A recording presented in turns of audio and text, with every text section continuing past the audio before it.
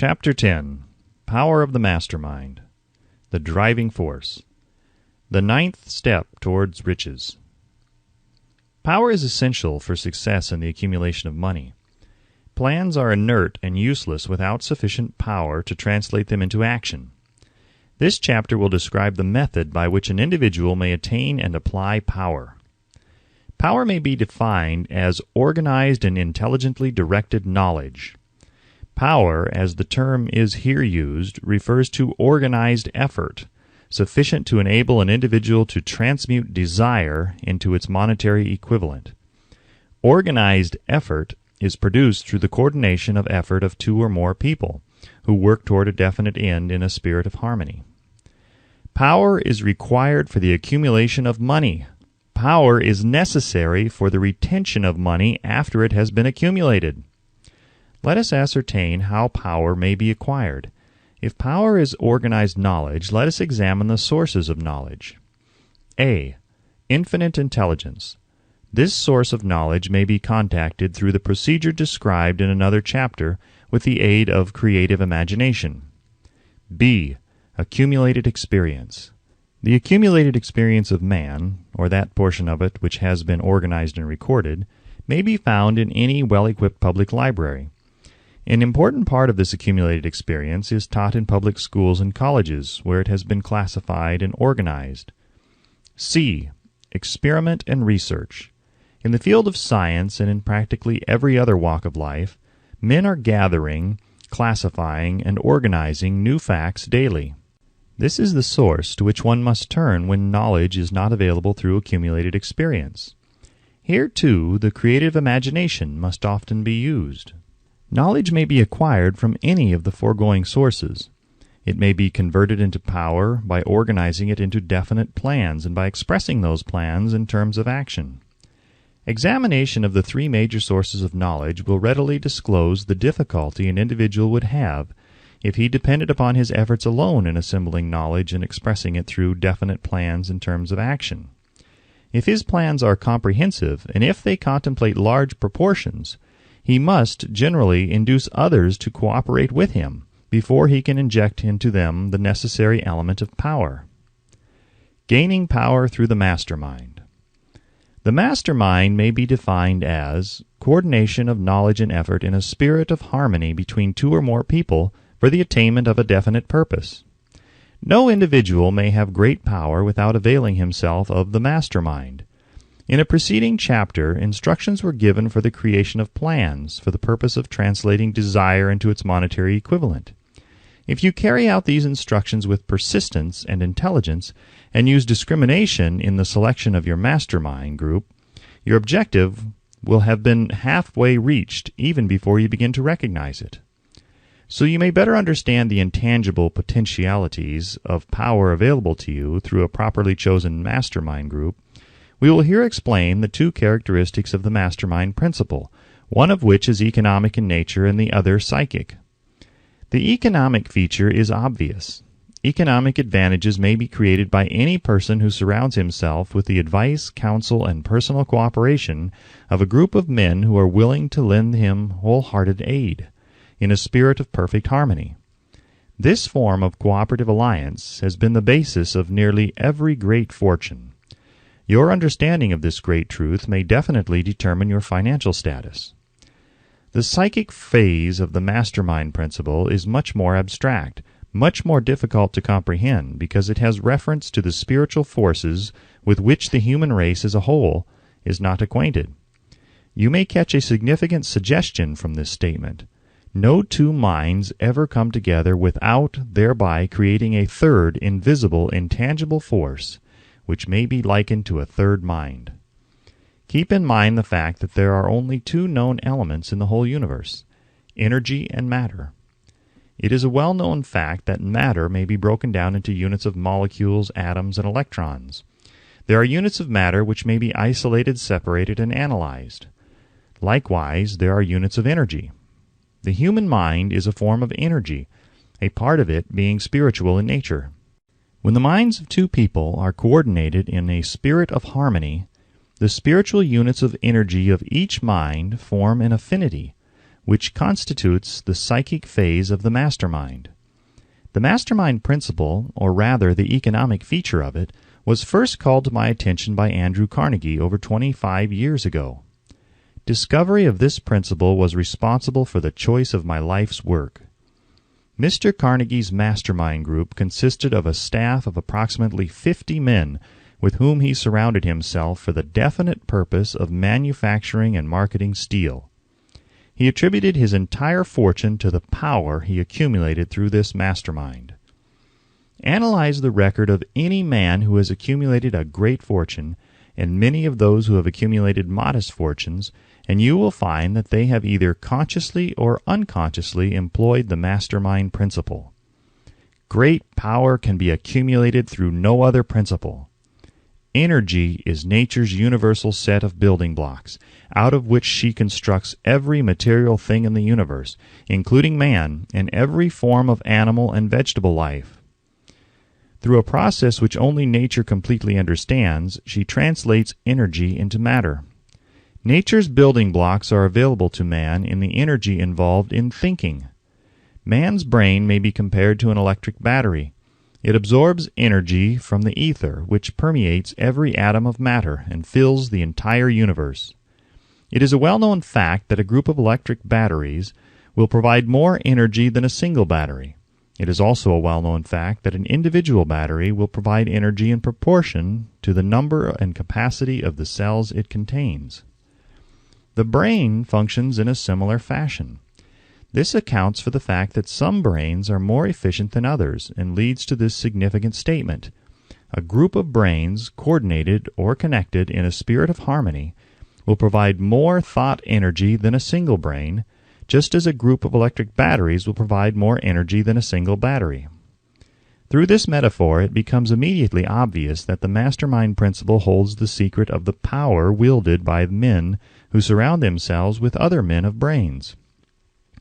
There follows now another statement which will lead still nearer to an understanding of the psychic phase of the mastermind principle. When a group of individual brains are coordinated and function in harmony, the increased energy created through that alliance becomes available to every individual brain in the group. It is a well-known fact that Henry Ford began his business career under the handicap of poverty, illiteracy, and ignorance. It is an equally well-known fact that within the inconceivably short period of 10 years, Mr. Ford mastered these three handicaps, and that within 25 years he made himself one of the richest men in America. Connect with this fact the additional knowledge that Mr. Ford's most rapid strides became noticeable from the time he became a personal friend of Thomas A. Edison, and you will begin to understand what the influence of one mind upon another can accomplish.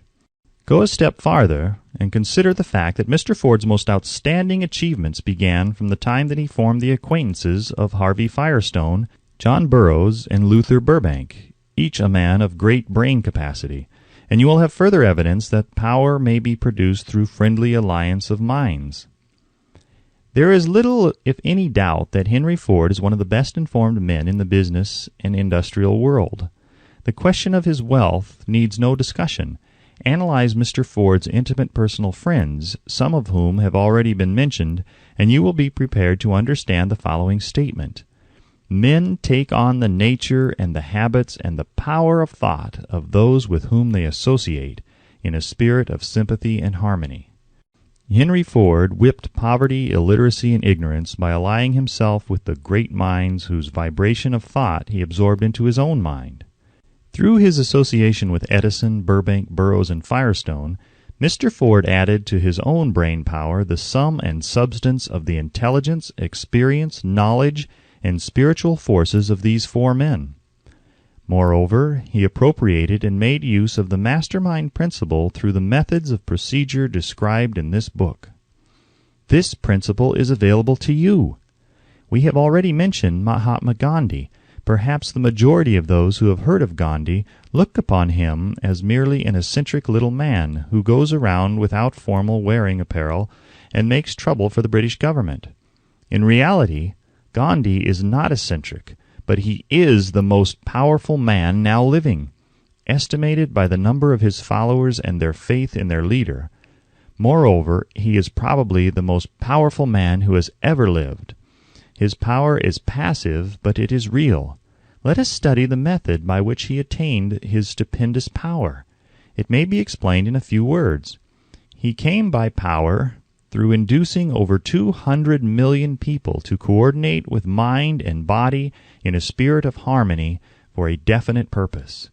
In brief, Gandhi has accomplished a miracle, for it is a miracle when 200 million people can be induced, not forced, to cooperate in a spirit of harmony for a limitless time.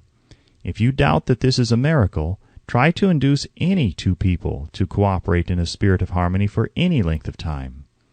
Every man who manages a business knows what a difficult matter it is to get employees to work together in a spirit even remotely resembling harmony. The list of the chief sources from which power may be attained is, as you have seen, headed by infinite intelligence. When two or more people coordinate in a spirit of harmony and work toward a definite objective, they place themselves in position through that alliance to absorb power directly from the great universal storehouse of infinite intelligence. This is the greatest of all sources of power. It is the source to which the genius turns. It is the source to which every great leader turns, whether he may be conscious of the fact or not. The other two major sources from which the knowledge necessary for the accumulation of power may be obtained are no more reliable than the five senses of man. The senses are not always reliable. Infinite intelligence does not err. In subsequent chapters, the methods by which infinite intelligence may be most readily contacted will be adequately described. This is not a course on religion. No fundamental principle described in this book should be interpreted as being intended to interfere either directly or indirectly with any man's religious habits. This book has been confined exclusively to instructing the reader how to transmute the definite purpose of desire for money into its monetary equivalent.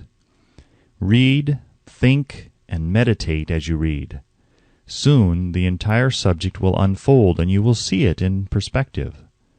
You are now seeing the detail of the individual chapters.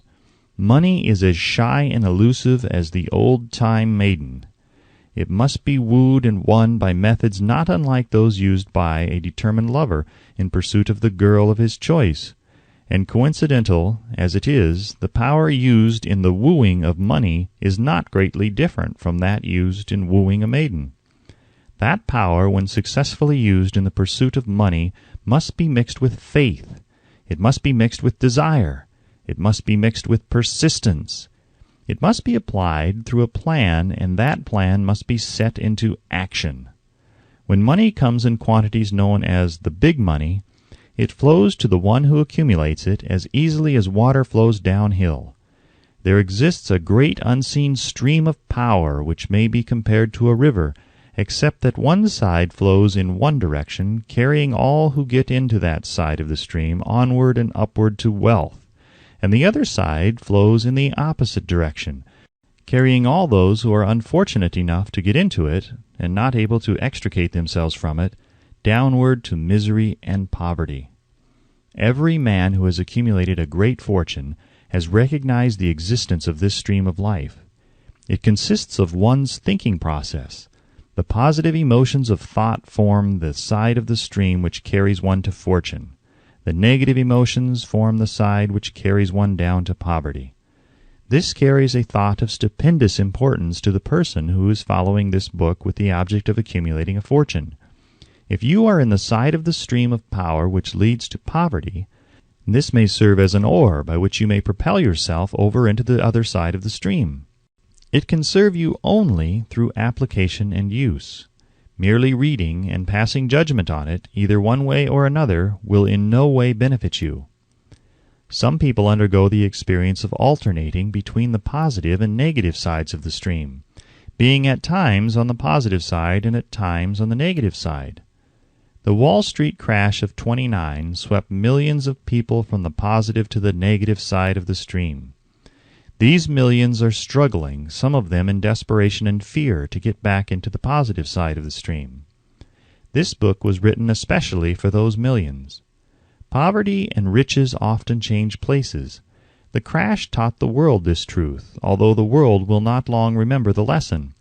Poverty may, and generally does, voluntarily take the place of riches.